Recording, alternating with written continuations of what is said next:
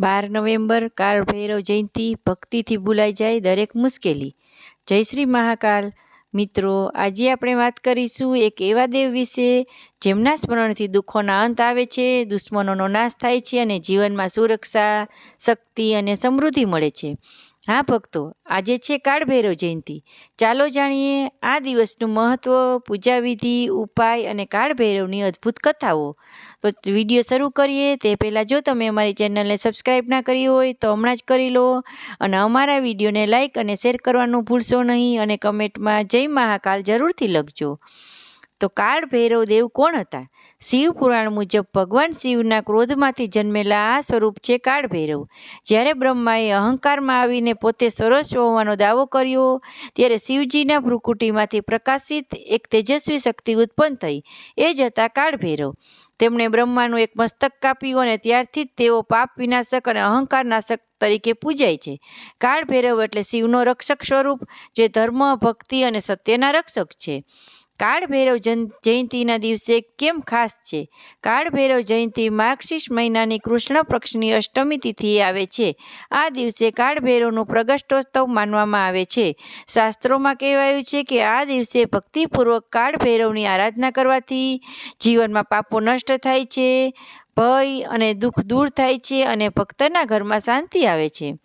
આ દિવસે શું કરવું જોઈએ? સવારે સ્નાન કરીને ભગવાન શિવ અને કાળ ભૈરવની આરાધના કરો, ફૂલ, ધૂપ, દીપ, ભોગ અર્પણ કરો।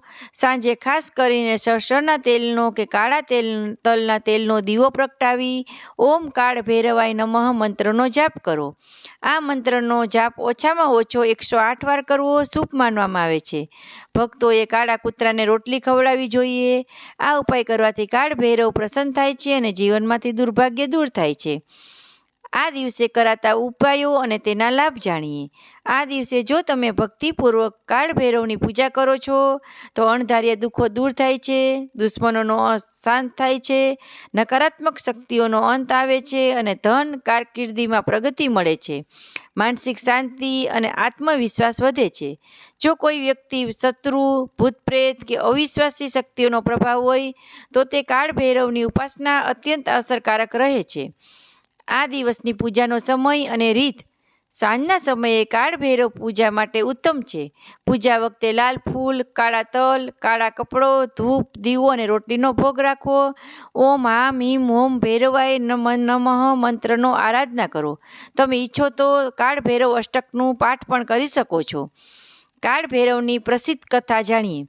એકવાર વારો આવ્યો, કાશી નગરીના અનેક દુઃખો ફેલાયા, લોકો ભયમાં જીવતા હતા। ત્યારે ભક્તોના કાળ ભૈરવની પ્રાર્થના કરી અને ભક્તિમાં પ્રસન્ન થઈ કાળ ભૈરવે આખી કાશીને રક્ષણ આપ્યું।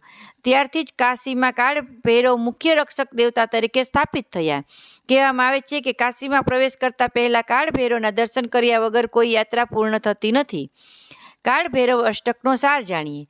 ભક્તિપૂર્વક કાળ ભૈરવ અષ્ટકનો પાઠ કરવાથી જીવનમાં ધૈર્ય, સુરક્ષા અને આત્મશક્તિ મળે છે। ભક્તને આત્મવિશ્વાસ અને જીવન જીવવાની શક્તિ મળે છે। આજના દિવસના કરાતા ખાસ ઉપાયો: આ દિવસે સાંજે કાળા તલનો દીવો પ્રગટાવો, કાળા કૂતરાને રોટલી આપવી, ઓમ કાળ ભૈરવ નમઃ મંત્રનો 108 વાર જાપ કરવો। જો શક્ય હોય તો કાળ ભૈરવ મંદિરમાં દીપદાન કરો।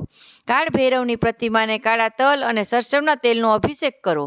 આ ઉપાયથી તમારા ઘરનું દુર્ભાગ્ય દૂર થાય છે અને આવકના નવા રસ્તા ખુલે છે।